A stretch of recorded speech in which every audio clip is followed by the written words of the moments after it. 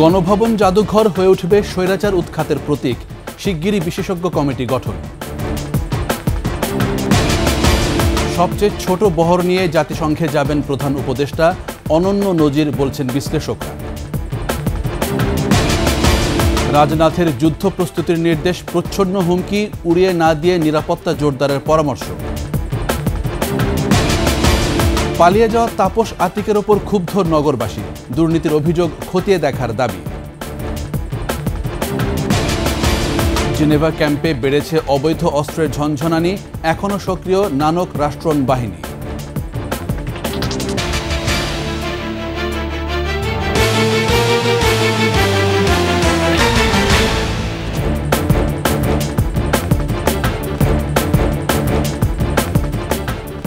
শুনছিলেন first security ইসলামী bank PLC সংবাদ শিরোনাম। আমন্ত্রণ সন্ধ্যার 21 সংবাদে, সাথে আছি আমি জাবের হোসেন। দর্শক, 21 টেলিভিশনের সংবাদ একই সাথে সরাসরি দেখতে পাবেন আমাদের ফেসবুক পেজ www.facebook.com/2124 অনলাইনে। এছাড়া সাবস্ক্রাইব করতে পারেন www.youtube.com/21etv চ্যানেলে। এছাড়া সংবাদে আরও থাকছে: আন্দোলনে পুলিশি সহিংসতায় অঙ্গ হারিয়ে স্বপ্নের অকাল মৃত্যু, কাটছে যন্ত্রণাদগ্ধ সময়।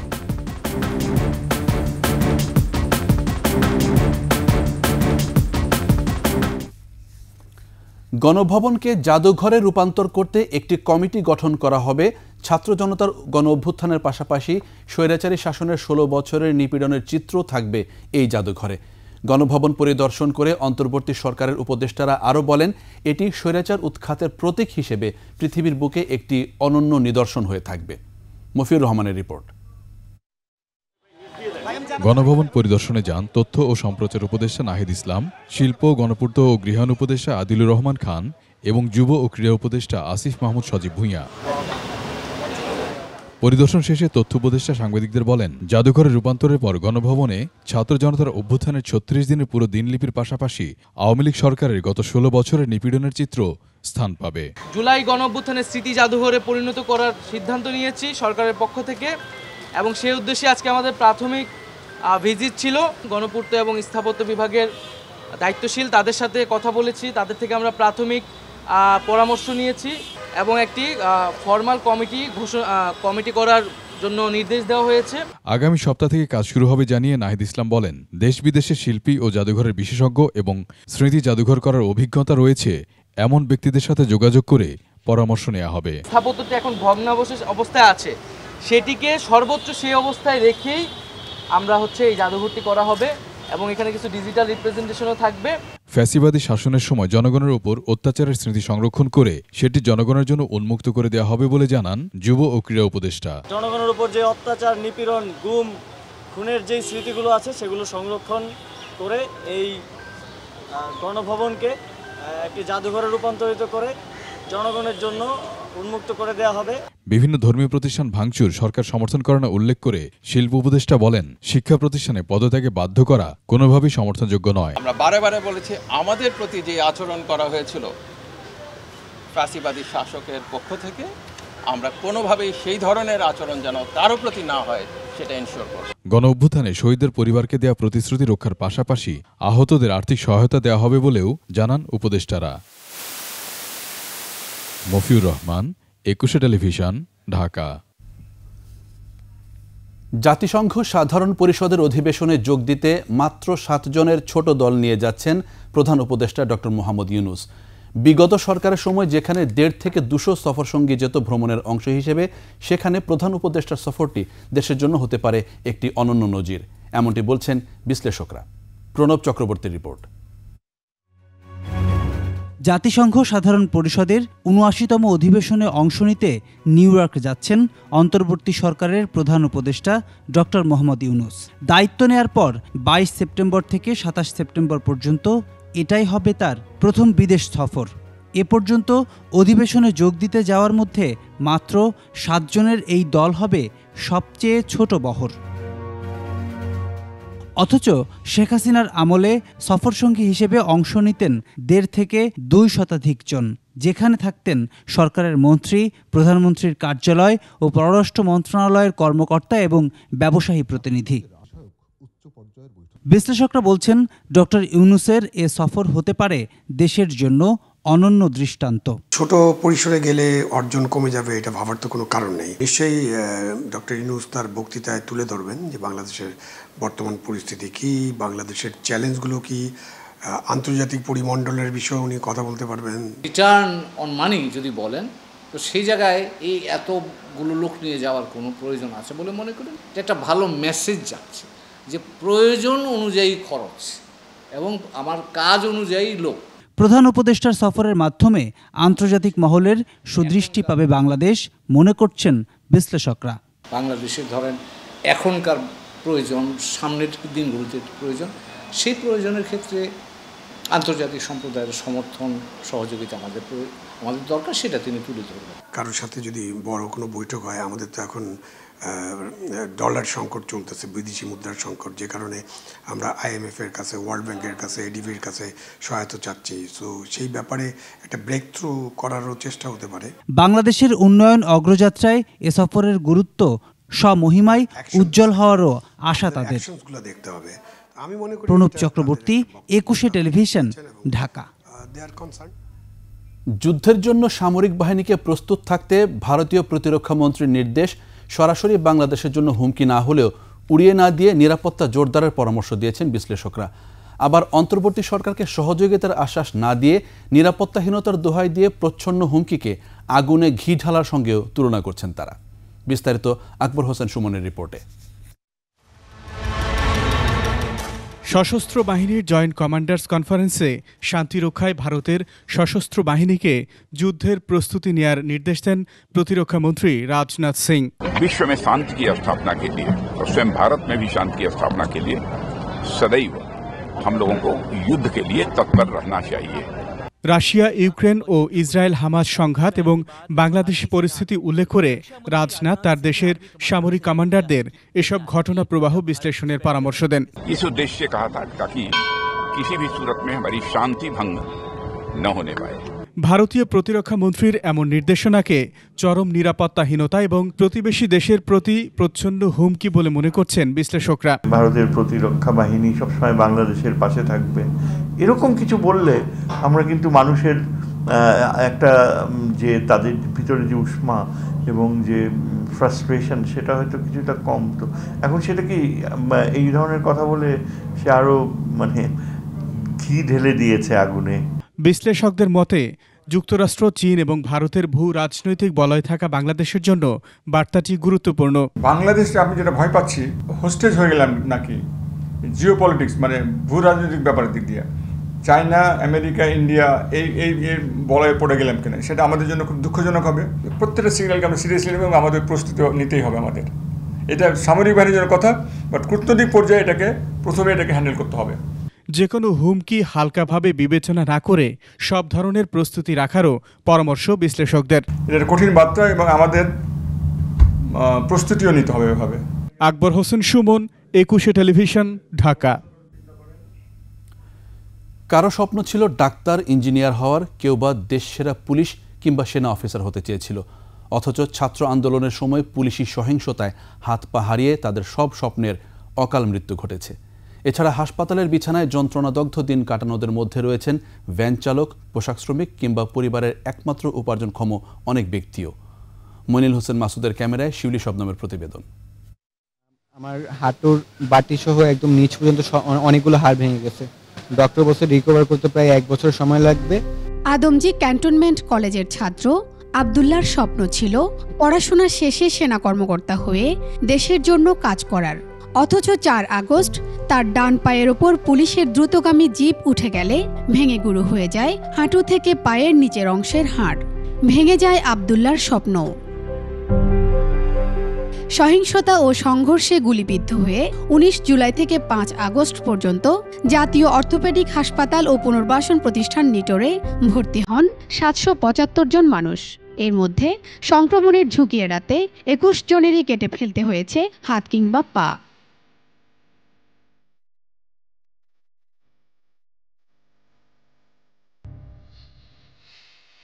তাদেরই একজন 19 বছরের হাসিখুশি কিশোর আতিকুল। 5 আগস্ট বিকেলে বিজয় মিছিলে যাওয়ার খেসারত দিতে হয়েছে এক হাত হারিয়ে। আমার একটা হাত হারানো গেছে, আমি এই কষ্টটা মানে মনের ভিতর চেপে রাখি, তাহলে এটা আমার নিজের সাথে বেমানি হয়ে যাইতেছে, কারণ আমরা যার জন্য লড়ছি তা আমরা পেয়ে গেছি। পুলিশের গুলিতে পা হারাতে বসেছে ষষ্ঠ শ্রেণীর ছাত্র শাহরিয়ার কিংবা কলেজ ছাত্র সজীব। আহতদের বেশিরভাগেরই বয়স 20-এর নিচে। আবার আন্দোলন হলে আবার নামবো, এটাতে তো কোনো আফসোস নেই।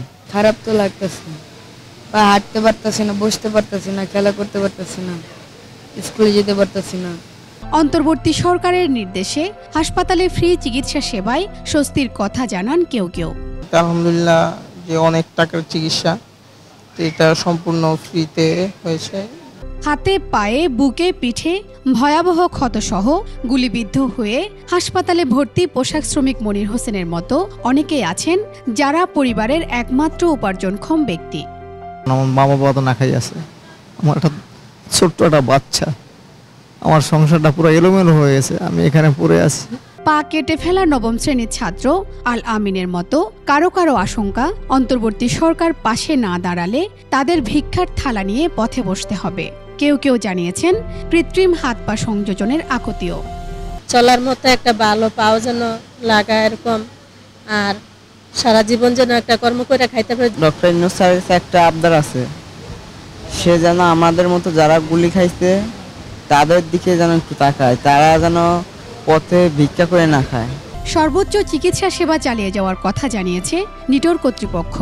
আমরা পরবর্তীতে এইগুলো একটু ডিটাচ করব, হাঁটুটাকে ভাঁজ করার চেষ্টা করব, ওকে ভর দিতে বলবো, এবং এই দীর্ঘ পুনর্বাসন প্রক্রিয়াটা চলবে বেশ কিছুদিন। বর্তমানে এই হাসপাতালে ভর্তি আছেন 101 জন রোগী। শিউলি শবনম, একুশে টেলিভিশন, ঢাকা। এদিকে জুলাই আগস্টে ছাত্র জনতার আন্দোলনে আইন শৃঙ্খলা রক্ষা বাহিনীর নৃশংস আক্রমণে আহতদের দেখতে ন্যাশনাল ইনস্টিটিউট অফ নিউরোসায়েন্স হাসপাতাল পরিদর্শন করেছেন অন্তর্বর্তী সরকারের প্রধান উপদেষ্টা অধ্যাপক ডক্টর মোহাম্মদ ইউনূস। চিকিৎসাধীন গুরুতর আহত ব্যক্তিদের শারীরিক অবস্থা সম্পর্কে খোঁজ খবর নেন প্রধান উপদেষ্টা। হাসপাতালের পরিচালক কাজী দীন মোহাম্মদ প্রধান উপদেষ্টাকে জানান, বৈষম্য বিরোধী ছাত্র আন্দোলনের সময় আইন শৃঙ্খলা রক্ষা বাহিনীর নৃশংসতার শিকার এমন অন্তত 11 জন বর্তমানে চিকিৎসাধীন রয়েছেন। এদের মধ্যে 8 জন বিশ্ববিদ্যালয় ও কলেজের শিক্ষার্থী। এ সময় প্রধান উপদেষ্টা নিবিড় পরিচর্যা কেন্দ্রে চিকিৎসাধীন আহত 4 শিক্ষার্থীর অবস্থা পর্যবেক্ষণ করেন এবং তাদের খোঁজ খবর নেন। 4 জনই মাথায় গুলিবিদ্ধ। আহতদের উন্নত চিকিৎসার নির্দেশ দেন প্রধান উপদেষ্টা। সীমান্তে ফেলানির মতো হত্যাকাণ্ড আর দেখতে চাই না মন্তব্য করে অন্তর্বর্তী সরকারের স্বরাষ্ট্র উপদেষ্টা জাহাঙ্গীর আলম চৌধুরী পেশাদারিত্বের সঙ্গে অর্পিত দায়িত্ব পালন করতে বিজিবির প্রতি আহ্বান জানিয়েছেন। স্বরাষ্ট্র মন্ত্রণালয়ের এক বিজ্ঞপ্তিতে জানানো হয়, শনিবার পিলখানায় সীমান্ত সম্মেলন কেন্দ্রে বিজিবির ঊর্ধ্বতন কর্মকর্তাদের সাথে মতবিনিময় করেন উপদেষ্টা জাহাঙ্গীর আলম চৌধুরী। এ সময় বলেন, সীমান্ত সুরক্ষা ও চোরাচালান প্রতিরোধ বিজিবির মূল দায়িত্ব। অর্পিত পেশাদারিত্বের সাথে দায়িত্ব পালনের আহ্বান জানিয়ে স্বরাষ্ট্র উপদেষ্টা বলেন, দুর্নীতিকে কোনো অবস্থাতেই সহ্য করা হবে না। যারা ঘুষ ও দুর্নীতির সঙ্গে জড়িত তাদের বিরুদ্ধে কঠোর শাস্তিমূলক ব্যবস্থা গ্রহণ করা হবে, প্রয়োজনে চাকরিচ্যুত করা হবে।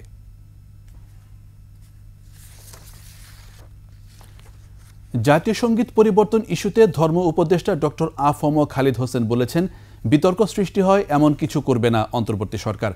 রাজশাহীতে সাংবাদিকদের প্রশ্নের জবাবে উপদেষ্টা আরও বলেন, অন্তর্বর্তী সরকারের মূল লক্ষ্য অবাধ সুষ্ঠু নির্বাচনের মাধ্যমে জয়ী দলকে ক্ষমতা হস্তান্তর করা। এ সময় হাজিদের সুযোগ সুবিধা বাড়াতে সৌদি সরকারের সাথে আলোচনা হবে জানিয়ে ধর্ম উপদেষ্টা বলেন, হজ প্যাকেজের মূল্য কমাতে কাজ করছে সরকার। এছাড়া দুর্গাপূজা সামনে রেখে যারা পরিস্থিতি অস্থিতিশীল করার চেষ্টা করবে তাদের বিরুদ্ধে ব্যবস্থা নেওয়ার হুঁশিয়ারি দেন ধর্ম উপদেষ্টা। জাতীয় সঙ্গীত পরিবর্তনের একটি বিষয় আছে, স্যার এই বিষয়টাকে আপনি কিভাবে দেখেন? ভাই, এগুলো একটা বিতর্ক সৃষ্টির প্রয়াস। আমাদের প্রধান উপদেষ্টাও বারবার বলেছেন, বিতর্ক সৃষ্টি হয় এমন কোনো জায়গায় আমরা হাত দেব না। আমরা হলাম ইন্টারিম গভর্নমেন্ট, অন্তর্বর্তীকালীন সরকার। আমাদের দায়িত্ব হচ্ছে ল অ্যান্ড অর্ডার সিচুয়েশনকে রেস্টোর করা, পলিটিক্যাল স্টেবিলিটি এনশিওর করা। পারসিকিউশন অফ দি মাইনরিটিস যেটা বলা হচ্ছে, আমি মনে করি এটা সত্যতা নাই, এটা পলিটিক্যালি মোটিভেটেড একটা কাজ। জনরোষ থেকে বাঁচতে পালিয়েছেন ঢাকার 2 সাবেক মেয়র শেখ ফজলে নূর তাপস আর আতিকুল ইসলাম। তবে পার্থক্য শুধু এইটুকু, তাপস পালান দেশ ছেড়ে আর আতিক নিজ কর্মস্থল থেকে। রাতের আঁধারে বহিরাগত নিয়ে আতিকের নগর ভবনে প্রবেশের জন্য থানায় জিডিও করেছে উত্তরের নগর কর্তৃপক্ষ। ঢাকার 2 নগরপিতার এমন কাণ্ডে ক্ষোভ জানিয়েছেন রাজধানীবাসী। বিস্তারিত আহমদ অনিকের রিপোর্টে, ক্যামেরায় ছিলেন আহমেদ রুমি। 18 আগস্ট রাতে দলবল নিয়ে ঢাকা উত্তর সিটি কর্পোরেশনের গুলশান কার্যালয়ে যান অপসারিত মেয়র আতিকুল ইসলাম। লোকজনহীন অফিসে সবার সজাগ দৃষ্টি চারপাশে। ভাবটা এমন যে কেউ কিছু দেখে ফেলছে না তো। প্রথমে নিজ রুমের প্রধান দরজা দিয়ে ঢোকার চেষ্টায় ব্যর্থ হয়ে চলে যান অন্য দরজার দিকে। আরেকটি সিসিটিভি ফুটেজে দেখা যায় জনগণের ধাওয়া খেয়ে ফায়ার এক্সিট দিয়ে দলবল নিয়ে পালিয়ে যাচ্ছেন আতিক। ঢাকা উত্তর সিটি কর্পোরেশনের সাবেক মেয়র মোহাম্মদ আতিকুল ইসলাম এই রুমে বসতেন এবং এই রুমের দরজা এটি। যেদিন সে পালিয়ে গেলেন সিটি কর্পোরেশন ভবন থেকে, এই দরজা দিয়ে তার পাশে যে ফায়ার এক্সিট গেট, সেই ফায়ার এক্সিট গেট দিয়ে তার দলবল নিয়ে আমরা যে ভিডিওটি দেখেছিলাম এই গেটটি দিয়ে কিন্তু তিনি বের হয়ে যান এবং এই গেট দিয়ে বের হয়ে যে সিঁড়িটি দেখা যাচ্ছে এই সিঁড়িটি কিন্তু গিয়ে নেমেছে এই বিল্ডিংয়ের যে পার্কিং আছে সেই পার্কিংয়ে। এবং এই পুরো ঘটনাটি যেই ক্যামেরায় দুটোতে সিসি ক্যামেরায় ধরা পড়েছে সেটি হচ্ছে এই দুটি ক্যামেরা। এই দুটি ক্যামেরাতেই ধরা পড়ে সেদিনকার আতিকুল ইসলামের পালিয়ে যাওয়ার ঘটনা। আধা ঘন্টার উপরে আতিকুল ইসলাম অবস্থান করেন নগর ভবনে। দলবল নিয়ে চুপিসারে রাতের অন্ধকারে কি কাজে এসেছিলেন তিনি তা নিয়ে চলছে জল্পনা কল্পনা। বের হওয়ার সময় একটি কালো ব্যাগ ঘিরে উঠেছে প্রশ্ন। ঢোকার সময় ব্যাগটি দেখা যায়নি কারো হাতেই। বহিরাগতদের নিয়ে ঢোকার অভিযোগে আতিকুল ইসলামের বিরুদ্ধে করা হয়েছে জিডিও। কোশ্চেন ছিল যে রাতে কেন আসছে এবং আউটসাইডার নিয়ে কেন আসছে। মেয়রের রুমে কি কি ছিল এটা উনি জানেন আসলে, তাই না? এটা মিসিং, এটা তো আমরা অ্যাসেস করা। ওনার পার্সোনাল বিলঙ্গিংস ছিল, ওনার অফিসিয়াল কিছু জিনিসপত্র ছিল। আমরা যেহেতু জিডি করেছি সব কিছুই ওই কানেকশনে ইনভেস্টিগেশন হবে এবং সেই পুলিশের ইনভেস্টিগেশনকে আমরা ফ্যাসিলিটেট করব। 5 আগস্ট শেখ হাসিনা দেশ ছাড়ার আগেই বিদেশ পাড়ি জমান ঢাকা দক্ষিণ সিটির অপসারিত মেয়র শেখ ফজলিনুর তাপস। 3 আগস্ট বিমান বাংলাদেশের সকাল 8:30টার ফ্লাইটে সিঙ্গাপুর পালিয়েছেন তিনি। ঢাকা দক্ষিণ সিটি কর্তৃপক্ষ জানায় 1 আগস্ট শেষবারের মতো নগর ভবনে আসেন তাপস। এসব বিষয়ে কথা বলতে 2 মেয়রকে ফোন দিলেও ধরেননি একজনও। আমরা সবাই একসাথে বলি, 16 কোটি মানুষের মরমিয়া শেখ হাসিনা, তুমি শেখ হাসিনা। শেখ হাসিনার তোষামদে যত মনোযোগী ছিলেন ঢাকার 2 মেয়র, ততটাই অবহেলা ছিল নগরবাসীর প্রতি, অভিযোগ রাজধানীবাসীর। জনগণের উদ্দেশ্যে যদি কিছু করতোই তারা ভালো কিছু, তাহলে তো এইভাবে দেশ ছেড়ে পালাতো না। আমি চুরি করি নাই, আমি তো পালাই নাই, দরকার কি? আমার মনে ভয় আছে দেখে আমি পালাই গেছি। 2 মেয়রের বিরুদ্ধে দুর্নীতির যেসব অভিযোগ উঠেছে তা খতিয়ে দেখার দাবি সাধারণ মানুষের। আহমদ অনিক, 21 টেলিভিশন, ঢাকা। রাজধানীর মোহাম্মদপুরের জেনেভা ক্যাম্পের আধিপত্য ধরে রাখতে বেড়েছে অবৈধ আগ্নেয়াস্ত্রের ঝনঝনানি। টানা 8 মাস ধরে ক্যাম্প জুড়ে চলা সংঘর্ষে চরম নিরাপত্তাহীনতায় সাধারণ মানুষ। আওয়ামী সরকারের পতন হলেও সাবেক মন্ত্রী জাহাঙ্গীর কবির নানক এবং কাউন্সিলর রাষ্ট্রণ বাহিনীর অপরাধ জগৎ এখনও সক্রিয়। দীপু শিকদারের ধারাবাহিক প্রতিবেদনের আজ দেখুন শেষ পর্ব। ছবি তুলেছেন এরশাদ আলী।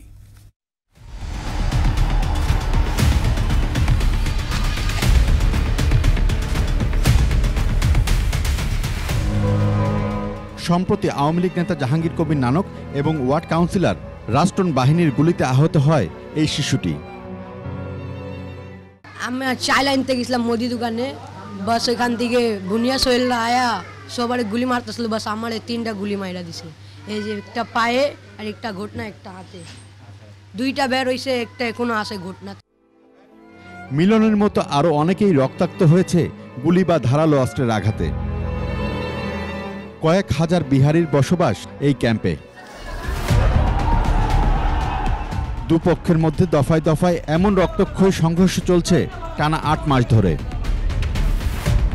এলাকাবাসীর অভিযোগ, ক্যাম্পের আধিপত্য ধরে রাখতে মাদক ব্যবসায়ীরা উন্মাদ হয়ে উঠেছে অস্ত্র ব্যবহারের প্রতিযোগিতায়। 8 মাস ধরে অনেক কিছু করতেছে, মানুষের উপরও হ্যারাসমেন্ট করতেছে। বাচ্চারা স্কুলে যাইতে পারছে না, বেরিয়ে হতে পারতেছে না। আর মোহাম্মদপুর থানা দিয়ে যেগুলো অস্ত্র এরা নিয়ে আসছে, এটা দিয়ে মানুষকে হত্যা করতেছে। এই যে আমি খাটনি করে খাটনি করে বাসা দিয়ে ঘুমাইতে পারি না, একই ব্যবসা, এইসব বন্ধ করে না, পিস্তল নিয়ে গড়ি করে। এরা আদাবর থানা, মোহাম্মদপুর থানা অস্ত্র লুটপাট করেছে, ওই রাষ্ট্রের অধীনে। যখন তখন বাসাবাড়িতে হামলার পাশাপাশি লুটে নেওয়া হচ্ছে মূল্যবান মালামাল। এমন ত্রাসের রাজত্বে আতঙ্কের মধ্যে দিন কাটছে নিরীহ মানুষদের। পোলা পান্ডা এসে আমাদের শাটারে কোপাইছে, পুরো শাটার নষ্ট করে আলেছিল। এটাই এলেগে আপনি চাপাটি নিয়ে 3বার পেট্রোল বম মারছে, গুলাগালি করছে। হিরণ ব্যবসা করে এরা দুনিয়ার ভিড় জাম লাগায়, এগুলো কথা বললে এরা বোম মারে, চাপাটি নিয়ে সকালবেলা সারা রাত ঘুরতে থাকে, যারে তারে কোপ মারে, দোকানপাট খুলতে দেয় না। ওর পরে মনে করেন যে দোকানপাট লুট করে, ঘর লুট করে। অভিযুক্তদের বক্তব্য নেওয়ার চেষ্টা করা হলে 21-এর ক্যামেরার সামনে কিছু বলতে চাননি তারা। এর থেকে পরিত্রাণের দাবি বিহারীদের সংগঠন এসপিজিআরসির। রিজন তো বুঝতে পারতেছেন না কিসের জন্য যে সংঘর্ষ হয়, ঘর বাড়ি যেন ভাঙাভাঙি হয়, জিনিসপত্র লুট হয় এবং যেন দোকানপাট যেন খুলতে দেওয়া হয় না। কেন? ভাই ব্রাদার আমাদেরই আছে, যদি আমাদের কথা যদি না শোনে তাহলে আলটিমেটলি আমার কাছে একটি পথ আছে, আমি এখান থেকে রিজাইন করে চলে যাব। জেনেভা ক্যাম্পে শান্তি ফিরিয়ে আনতে আর কোনো ছাড় নয় বলে জানায় পুলিশ। আমরা জানি যে ওখানে কিছু অস্ত্র গিয়েছে, শুধু মহৎপুর ক্যাম্প না, বাহিরেও কিছু সন্ত্রাসীদের কাছে পুলিশের হারিয়ে যাওয়া অস্ত্র এবং পুলিশের অস্ত্রাগারে অস্ত্র ছিল, সেগুলোও কিছু হারিয়ে গেছে। এই অপরাধে স্বর্গরাজ্যের মাস্টার মাইন্ডের ক্ষেত্রে জিরো টলারেন্সের কথাও বলছেন তারা। দীপু শিকদার, 21 টেলিভিশন, ঢাকা। নিচ্ছি সংবাদ বিরতি।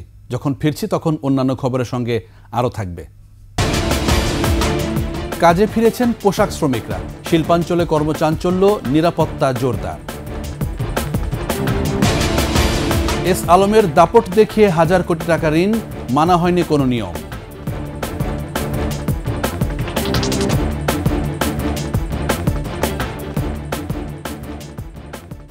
আবারও আমন্ত্রণ সন্ধ্যার 21 সংবাদে। জাতিসংঘ সাধারণ পরিষদের ৭৮তম অধিবেশনে সর্বসম্মতিক্রমে বাংলাদেশ প্রস্তাবিত 6 জুলাইকে বিশ্ব পল্লী উন্নয়ন দিবস হিসেবে ঘোষণা করে রেজলিউশন নেওয়া হয়েছে।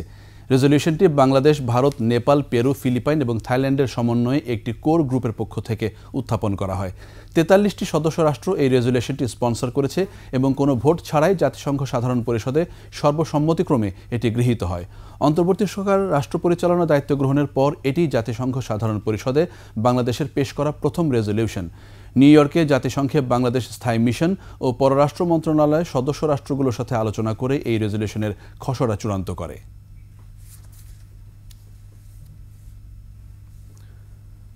বাংলাদেশের গণতন্ত্রের পক্ষে নয়, বরং ভারত শেখ হাসিনার জমিদারি ফেরত দিতে কাজ করছে বলে মন্তব্য করেছেন বিএনপির সিনিয়র নেতারা। গুম, হত্যা আর টাকা পাচারের বিচার না হলে দেশের বিরুদ্ধে ষড়যন্ত্র থামবে না বলে মনে করেন তারা। মাহমুদ হাসানের প্রতিবেদন। নার্সেস অ্যাসোসিয়েশন অব বাংলাদেশের 21তম প্রতিষ্ঠা বার্ষিকী উপলক্ষে রাজধানীর চন্দ্রিমা উদ্যানে বিএনপির প্রতিষ্ঠাতা সাবেক রাষ্ট্রপতি জিয়াউর রহমানের সমাধিতে শ্রদ্ধা জানান দলের যুগ্ম মহাসচিব রুহুল কবির রিজভী। পরে সাংবাদিকদের বলেন, ভারতের সাথে অনেকগুলো অমীমাংসিত বিষয় থাকলেও বাংলাদেশের বর্তমান পরিস্থিতি নিয়ে দেশটির প্রতিরক্ষা মন্ত্রীর বক্তব্য উদ্বেগজনক। পার্শ্ববর্তী দেশ আমাদের সাথে অনেক অমীমাংসিত বিষয় আছে, কিন্তু আমরা পরস্পরের সার্বভৌমত্বকে শ্রদ্ধা করি। আমরা যেমন ভারতের স্বাধীনতা সার্বভৌমত্বকে শ্রদ্ধা করি, ভারতেরও উচিত হবে বাংলাদেশের স্বাধীনতা সার্বভৌমত্বকে শ্রদ্ধা করা। এদিকে নয়াপল্টনে বিএনপির কেন্দ্রীয় কার্যালয়ে নিয়মিত সংবাদ সম্মেলনে দলের স্থায়ী কমিটির সদস্য ডাক্তার AZM জাহিদ হোসেন বলেন, দেশের বিরুদ্ধে এখনো ষড়যন্ত্র চলছে। রাজনৈতিক হত্যা আর এই ছাত্র জনতার আন্দোলনে সহস্রাধিক ছাত্র জনতা রাজনৈতিক কর্মী হত্যার বিচার না হবে, লক্ষ লক্ষ কোটি টাকা লোপাটের বিচার না হবে এবং এই রেজিমের সাথে সম্পৃক্ত যারা তাদের মূলোৎপাটন করে তাদেরকে বিচারের আওতায় যদি না আনা যায়, দেশের বিরুদ্ধে গভীর ষড়যন্ত্র বন্ধ হবে না। বর্ণাঢ্যদের সর্বোচ্চ সহায়তা ও পুনর্বাসনে বিএনপি চেষ্টা চালাচ্ছে বলেও জানান নেতারা। কোনো বিশৃঙ্খলার সাথে জাতীয়তা পরিবারের কোনো সদস্য সম্পৃক্ত নয়। মাহমুদ হাসান, 21 টেলিভিশন, ঢাকা। অন্তর্বর্তীকালীন সরকারের সময়েই সংবিধান সংস্কার বা নতুন সংবিধান প্রণয়ন করার আহ্বান জানিয়েছেন বিশিষ্টজনেরা। রাজধানীর সিরডাপ মিলনায়তনে বাংলাদেশ পলিসি ডিসকোর্স আয়োজিত ন্যায়ভিত্তিক নেতৃত্বশীল রাষ্ট্রের রূপরেখা, সংস্কার নাকি নতুন সংবিধান চাই শিরোনামে গোলটেবিল আলোচনায় এই আহ্বান জানান বিশিষ্টজনেরা। আলোচনায় রাজনীতিবিদ, শিক্ষক, আলেম ওলামা, বুদ্ধিজীবী, গবেষক, সাংবাদিকরা মত দেন। তারা বলেন, বর্তমান সংবিধান রেখে দিলে কিংবা শুধু সংযোজন বিয়োজন করলে গণ আন্দোলনের আকাঙ্ক্ষা পূরণ সম্ভব নয়। বক্তারা অনেকাংশেই একমত হন যে বর্তমান সংবিধান কাঠামোর মধ্যেই ফ্যাসিস্ট সরকার তৈরি হয়েছে। তাই সংবিধান পরিবর্তন বা পরিপূর্ণভাবে না বদলালে ভবিষ্যতে এরকম আবার হতে পারে বলে আশঙ্কা তাদের।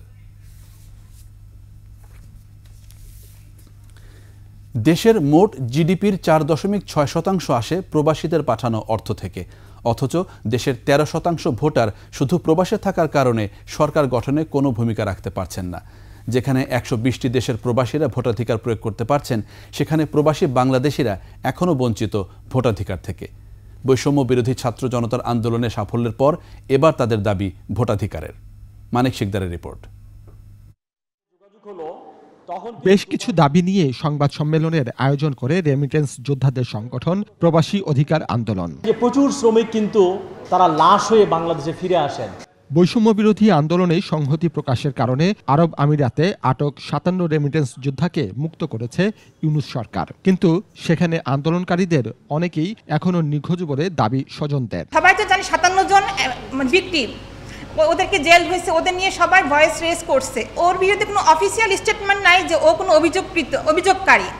তো আমাদের তো আসলে আমাদের নলেজে নাই যে স্বাধীন বাংলাদেশেও স্বাধীনতা হওয়ার পরেও যে আড়ালে এরকম হইতে পারে। স্বৈরশাসক হাসিনার পতনে রেমিটেন্স যোদ্ধাদের ভূমিকা ছিল অনেক বেশি। সে কথা মনে করিয়ে দিয়ে এবার তাদের জোর দাবি প্রবাস জীবনে ভোটাধিকারের। আগামী ত্রয়োদশ জাতীয় সংসদ নির্বাচনকে সামনে রেখে প্রায় 1.5 কোটিরও বেশি প্রবাসী ভোটাধিকার পদ্ধতি সংশোধন করে তাদের ভোট দেওয়ার ব্যবস্থা গ্রহণ করলে আমরা বিশেষ উপকৃত হব এবং কৃতজ্ঞতা থাকব। কয়েকটা দেশ খুব সুন্দরভাবে কাজটা করছে। ভারতে ওরা একটা পোর্টাল তৈরি করে দিয়েছে, নন রেসিডেন্ট ইন্ডিয়ান এই নামে একটা পোর্টাল আছে। সেই পোর্টালে সমস্ত তথ্য দেওয়া আছে, একজন প্রবাসী কিভাবে ভোটার হবেন, কিভাবে ভোট দেবেন। আমরা একটা অনুশীলন করি, একটা প্রকল্প গ্রহণ করি, তার ভিত্তি দিয়ে আমরা চেষ্টা করি, তারপরে যদি ত্রুটি কিছু বের হয় সেই ত্রুটি তো আমরা চেষ্টা করলেই না বুঝতে পারবো। স্বল্প ব্যয়ে বিদেশ যাওয়ার সুযোগ, প্রবাসীদের আবাসন ও চিকিৎসা সংকট দূর করা সহ 9 দফা দাবি তুলে ধরা হয় সংবাদ সম্মেলনে। মধ্যপ্রাচ্যে কিন্তু ভিসার কোনো সরকারি ফিস নাই। মানিক শিকদার, 21 টেলিভিশন, ঢাকা। কাজে যোগ দিয়েছেন পোশাক শ্রমিকরা। সাভার, আশুলিয়া ও গাজীপুর সহ বিভিন্ন এলাকার কারখানাগুলোতে ফিরেছে কর্মচাঞ্চল্য। নিরাপত্তা জোরদারে মোতায়েন করা হয়েছে পুলিশ, সেনাবাহিনী ও বিজিবি। গত সপ্তাহে শ্রমিক অসন্তোষ, সড়ক অবরোধ ও ভাঙচুরের ঘটনায় ছুটি ঘোষণা করেছিল কারখানা কর্তৃপক্ষ।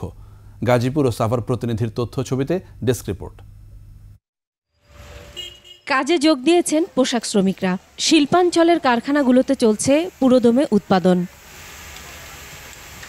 গাজীপুরে খোলা হয়েছে পোশাক কারখানা সহ সকল শিল্প প্রতিষ্ঠান। সকাল থেকে দলবদ্ধভাবে কাজে যোগ দেয় শ্রমিকরা। গত সপ্তাহে শ্রমিক অসন্তোষ, বিক্ষোভ, সড়ক অবরোধ, কারখানা ভাঙচুরের ঘটনায় গাজীপুরে বেশ কিছু কারখানায় ছুটি ঘোষণা করে কর্তৃপক্ষ। বর্তমানে আর্মি, বিজেপি, ইন্ডাস্ট্রিয়াল পুলিশ এরা সহযোগিতা করতেছে। আমাদের শ্রমিক ভাই বোনেরাও এখন একটা সুন্দর পরিবেশে কাজ করতেছে। সাভার ও আশুলিয়া শিল্পাঞ্চলের প্রায় সব কারখানায় কাজে ফিরেছেন শ্রমিকেরা। শুরু হয়েছে পুরোদমে উৎপাদন। তবে বেলা 11টার দিকে কয়েকটি কারখানার শ্রমিক বের হয়ে যায় বলে জানায় শিল্প পুলিশ। প্রতিদিন আমাদের আনতেছে, হ্যারাসমেন্ট করতেছে, আবার ছুটি দিতেছে, মারামারি হইতেছে। এগুলা কি ঠিক? 7টার পরে ডিউটি করালে আমাদের টিফিন বিল দেওয়া লাগবে। তারা 9টা পর্যন্ত ডিউটি করে, তারা টিফিন বিল দেয় না। তার মধ্যে কোনো ধরনের কোনো ভ্যান্ডালিজম বা সহিংসতা নাই। আজকে সেনাবাহিনী সহ industrial police, district police, RAB, BGB সকলেই আমরা দায়িত্ব পালন করছি এই এলাকায়। এদিকে যে কোনো ধরনের অপ্রীতিকর ঘটনা এড়াতে মোতায়েন করা হয়েছে অতিরিক্ত পুলিশ সদস্য। এছাড়া রয়েছে সেনা টহল। ঢাকা জেলার পুলিশ সুপার জানান, যৌথ অভিযানে সাধারণ শ্রমিকদের আটক করা হচ্ছে না। বিশেষ অভিযানটা আসলে যারা অপরাধী, যারা আমাদের এই অর্থনীতি, দেশের অর্থনীতিকে চালিকা শক্তি, এই গার্মেন্টস সেক্টর, এই সেক্টরের মধ্যে অস্থিরতা তৈরির জন্য যারা কাজ করতে চায়, যারা এই দেশবিরোধী বলতে হবে, আমরা আসলে অভিযানটা করতেছি তাদের জন্য, তাদের বিপক্ষে। বিজিএমইএর সিদ্ধান্ত অনুযায়ী সরকারের পক্ষ থেকে প্রয়োজনীয় নিরাপত্তা নিশ্চিতের আশ্বাসে বৃহস্পতিবার সব কারখানা খুলে দেয়া হয়। Masum আলিসা, desk report, 21 television. Chittagong ওয়াসায় স্বজনপ্রীতি, দুর্নীতি, বিভিন্ন প্রকল্পে অনিয়মের তদন্ত শুরু করেছে স্থানীয় সরকার বিভাগ। বিভাগের মহাপরিচালক মাহমুদুল হাসানের নেতৃত্বে তদন্ত কমিটি কার্যক্রম শুরু করে। প্রায় 15 বছর ধরে চট্টগ্রাম ওয়াসার এমডির দায়িত্বে আছেন AKM ফজলুল্লাহ। তার বিরুদ্ধে বিভিন্ন প্রকল্পে নিয়োগ সহ ব্যাপক অনিয়মের অভিযোগ উঠেছে। তদন্ত কমিটির প্রধান জানান, সার্বিক বিষয় খতিয়ে দেখে সরকারের কাছে প্রতিবেদন জমা দেওয়া হবে।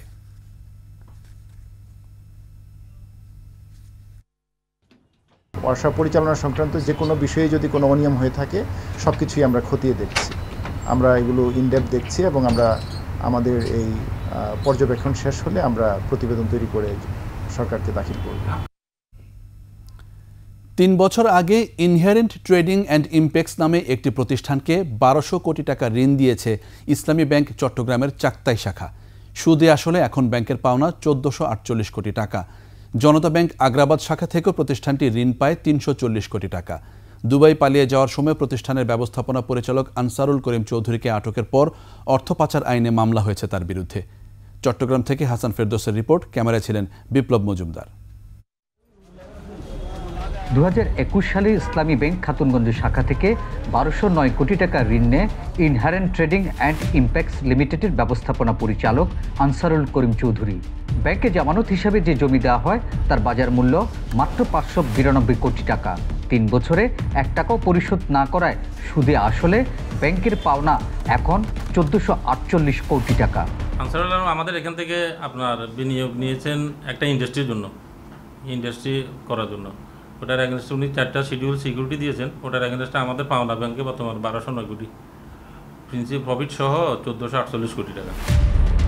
ঋণ অনুমোদনের নথিতেই প্রতিষ্ঠানটির ঠিকানা দেওয়া হয় চট্টগ্রামের আসাদগঞ্জের রামজয় মহাজন লেনে, কিন্তু বাস্তবে প্রতিষ্ঠানটির অস্তিত্ব পাওয়া যায়নি ওই ঠিকানায়। পর্যাপ্ত জামানত না থাকা সত্ত্বেও ঋণ অনুমোদন করা হয় ইসলামী ব্যাংকের প্রধান কার্যালয় থেকে। সিকিউরিটি তো আপনার তুলনায় কম আছে। এটা আমাদের প্রধান কার্যালয় যেভাবে অনুমোদন দিয়েছেন সিকিউরিটি, ওভাবে ওনারা যেটা অফার করছেন 4টা শিডিউল, 2টা চট্টগ্রামে, 2টা ঢাকাতে, এগুলি তো আমরা দেখতেছি। আমাদের হেড অফিস স্যার আছেন, ওনারা এগুলি ভিজিট করতেছেন। এদিকে একই কায়দায় 2022 সালে জনতা ব্যাংক আগ্রাবাদ কর্পোরেট শাখা থেকে 340 কোটি টাকা ঋণ নেন আনসারুল করিম। ব্যাংক খেকো এস আলমের মালিকানাধীন ফার্স্ট সিকিউরিটি ইসলামী ও ইউনিয়ন ব্যাংকে 1150 কোটি টাকার এফডিআর দেখিয়ে নেওয়া হয় এই ঋণ। ক্ষতিগ্রস্ত শিল্পোদ্যোক্তাদের প্রণোদনা দেওয়ার বিধান থাকলেও ইনহেরেন্ট ট্রেডিংকে করোনার সময় 170 কোটি টাকা প্রণোদনা দেয় ইসলামী ব্যাংকের ওই শাখা।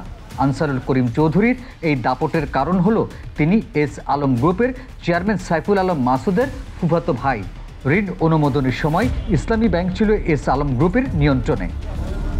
ব্যাংকের ঋণ পরিশোধ না করে গেল সোমবার দুবাই পালিয়ে যাওয়ার সময় চট্টগ্রাম শাহ আমানত আন্তর্জাতিক বিমানবন্দরে আইনশৃঙ্খলা বাহিনীর হাতে আটক হন আনসারুল করিম। তার বিরুদ্ধে মানি লন্ডারিং আইনে মামলা হয়েছে। হাসান ফেরদৌস, 21 টেলিভিশন, চট্টগ্রাম। এবার বাণিজ্য সংবাদ।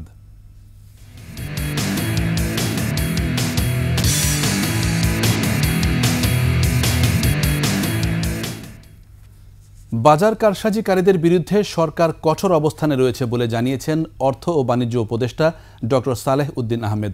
বাংলাদেশ ইনস্টিটিউট অফ গভর্নেন্স ম্যানেজমেন্টে এক সভা শেষে একথা জানান উপদেষ্টা।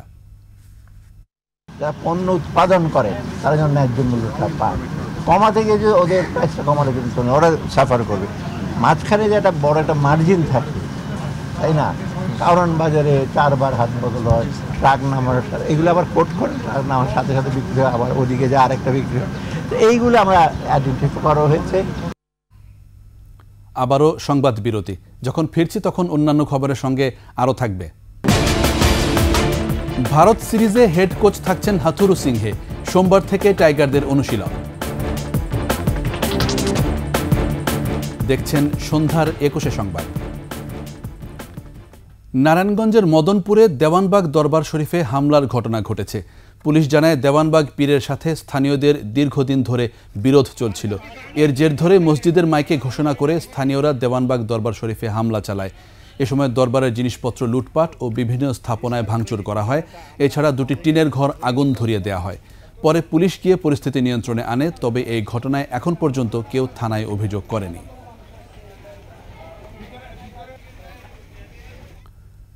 সিরাজগঞ্জে বঙ্গবন্ধু সেতুতে বাস ট্রাক সংঘর্ষে বাবা ছেলেসহ ৩ জন নিহত হয়েছেন। আহত হন ৮ জন। সকালে বঙ্গবন্ধু সেতুর ১৩ নম্বর পিলারের সামনে এই দুর্ঘটনা ঘটে। পুলিশ ও প্রত্যক্ষদর্শীরা জানান, ঢাকাগামী একটি যাত্রীবাহী বাস নিয়ন্ত্রণ হারিয়ে সামনে থাকা ট্রাককে ধাক্কা দেয়। এতে বাসটির সামনের অংশ দুমড়ে মুচড়ে যায়। ঘটনাস্থলে মারা যান ৩ জন। আহতদেরকে হাসপাতালে ভর্তি করা হয়েছে।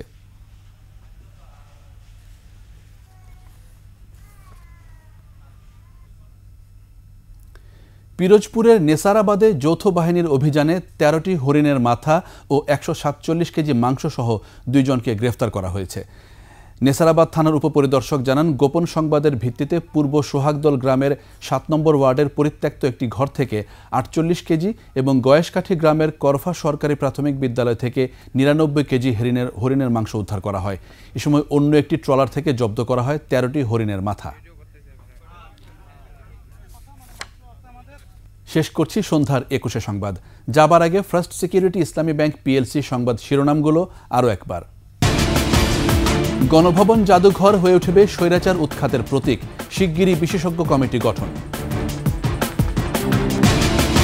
সবচেয়ে ছোট বহর নিয়ে জাতিসংঘে যাবেন প্রধান উপদেষ্টা, অনন্য নজির বলছেন বিশ্লেষকেরা। রাজনাথের যুদ্ধ প্রস্তুতির নির্দেশ, প্রচ্ছন্ন হুমকি উড়িয়ে না দিয়ে নিরাপত্তা জোরদারের পরামর্শ। পালিয়ে যাওয়া তাপস আতিকের উপর ক্ষুব্ধ নগরবাসী, দুর্নীতির অভিযোগ খতিয়ে দেখার দাবি। জেনেভা ক্যাম্পে বেড়েছে অবৈধ অস্ত্রের ঝনঝনানি, এখনও সক্রিয় নানক রাষ্ট্রন বাহিনী।